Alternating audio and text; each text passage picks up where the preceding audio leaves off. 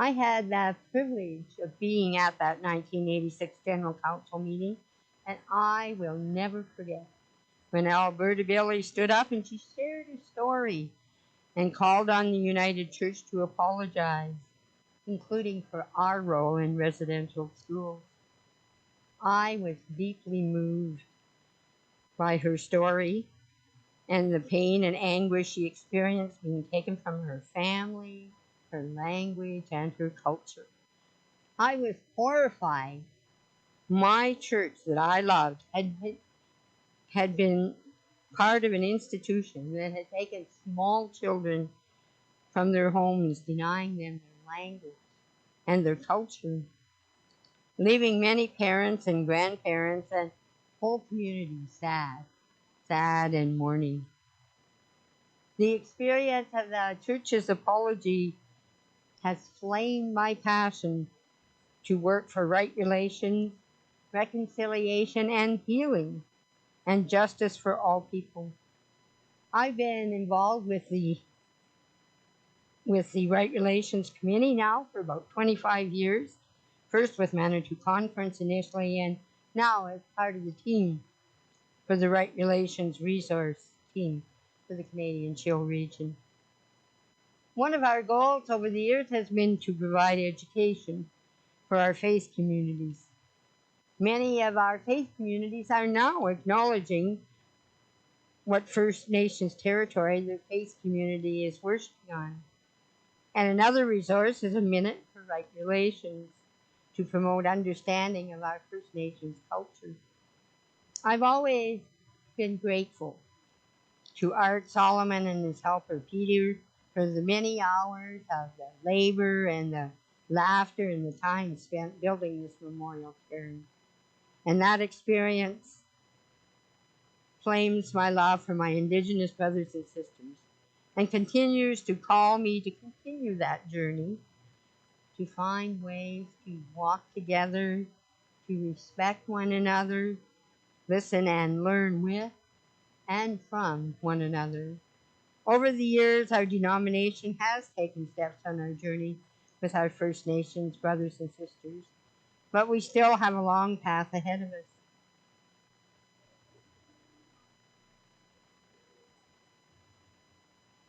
McVeigh, for sharing that memory. The importance for us to learn who were these people who, a couple of generations ago now, started this very important historic process. Alberta Billy is one of those people that we're encouraged to learn about and to hear Maureen's firsthand account of being there in the early days of this recognition and reconciliation moment in Northern Ontario. It's just a very beautiful thing. And I'm grateful to have that opportunity to share that. Because we're talking about beauty this summer and the power of beauty to resource us. And it's not kind of the same thing as, oh, that's pretty. There's pretty. And, you look back at your pictures from high school that you thought you were wearing a pretty blouse, and you think, how did they let me leave the house in this? That's pretty or not pretty, and that's historically determined. Beautiful is something much, much deeper. And this series, we're in our third week of this philosopher's comment that God was beguiled by beauty, invites us to find a resource in beauty for the hard times. And we are living through hard times. So being beautiful, recognizing beauty around us in nature and other people, is recognizing sacred worth. It has nothing to do with anything on the surface. Because it's really important to name that, because if it's just sort of the things that catch your eye, the things you're attracted to, well, then wealthy people are going to come out ahead, aren't they? Because they're going to see more beautiful things that catch our eye. And we are attracted to things. This beguiled by beauty is not about the things we're attracted to, which pass. I had a friend who was remembering the other day that he wore a ruffled tuxedo shirt at his wedding. It's a passing thing, isn't it? Beauty isn't. And the sacred spirit has given us beauty as this deep, penetrating resource. Remember last week, for those of you who were able to catch the service, we talked about Julian of Norwich. She lived during the Black Death, and yet she was able to say, all will be well. Her tight relationship with God based on being with people and having that cell.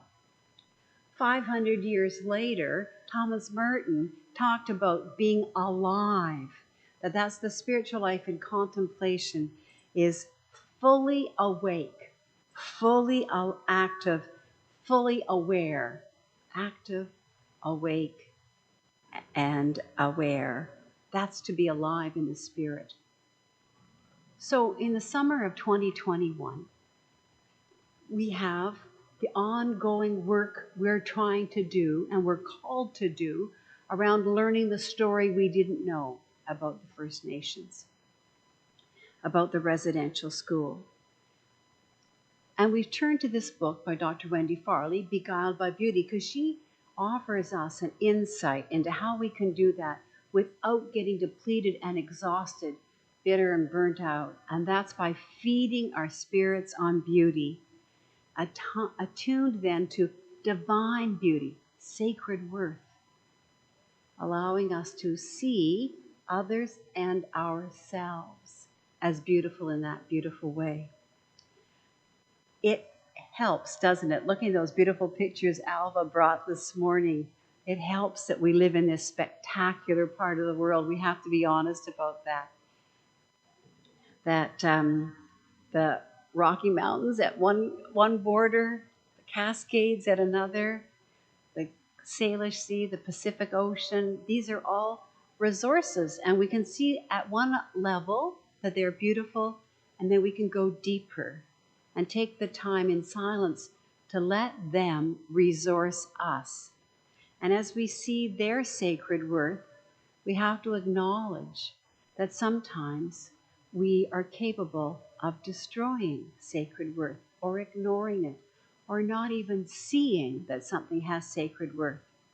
You know, I think it's part of a spiritual evolution. Sometimes we're at a place in life and you meet people and children especially where things are beautiful as they are useful, as they pertain to them.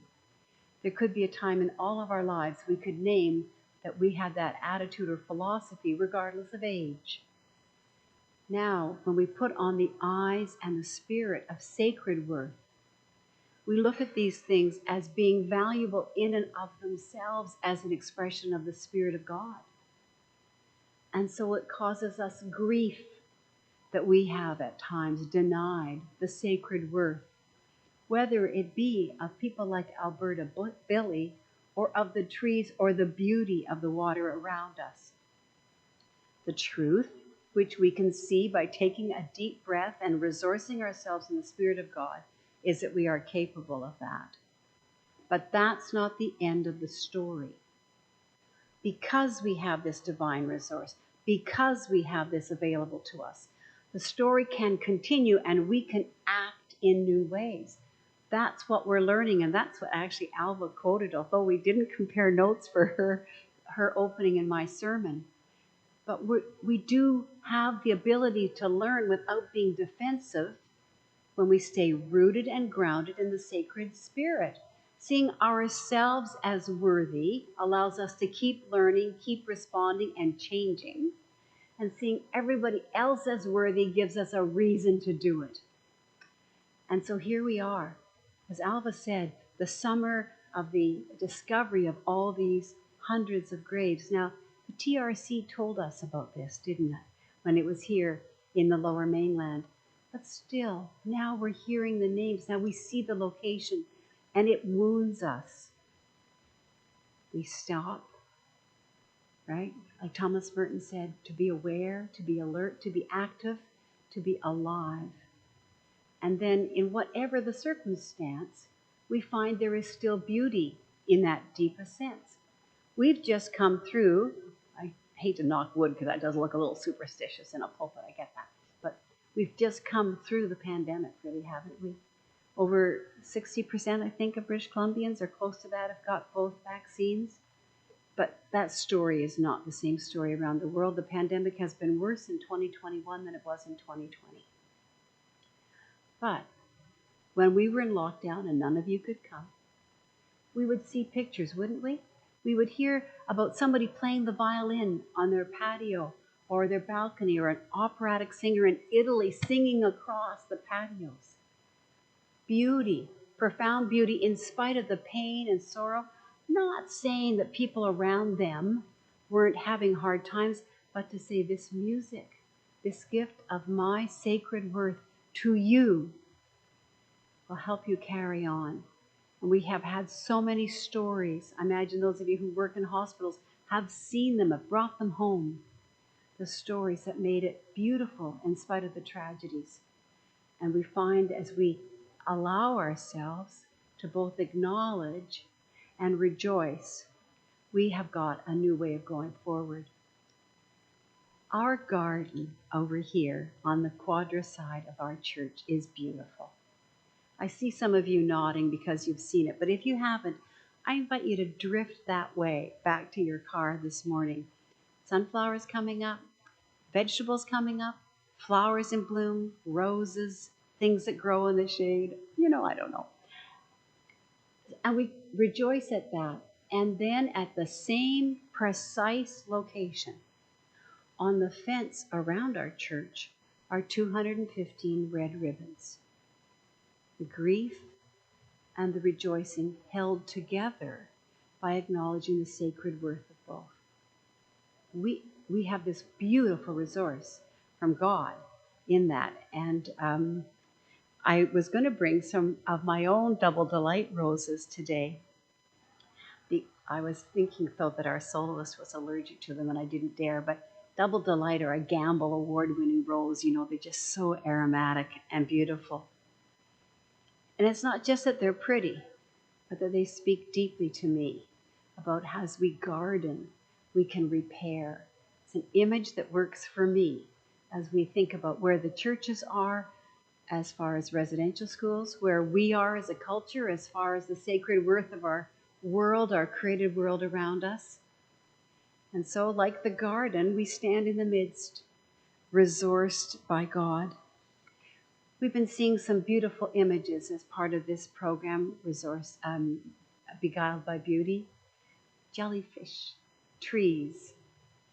And as we watch those images, we're invited to go the deepest place we can to allow them to help us find that energy to do the new thing, to honor the sacred worth in ourselves and in others. Nature is a call to thrive, isn't it? An invitation for us to partner with others. As Marie McVeigh said, that we can partner, and we've been asked to. So with humility, we listen and learn. And from these images, we watch and are resourced. And may God bless us as our hearts are touched. Amen.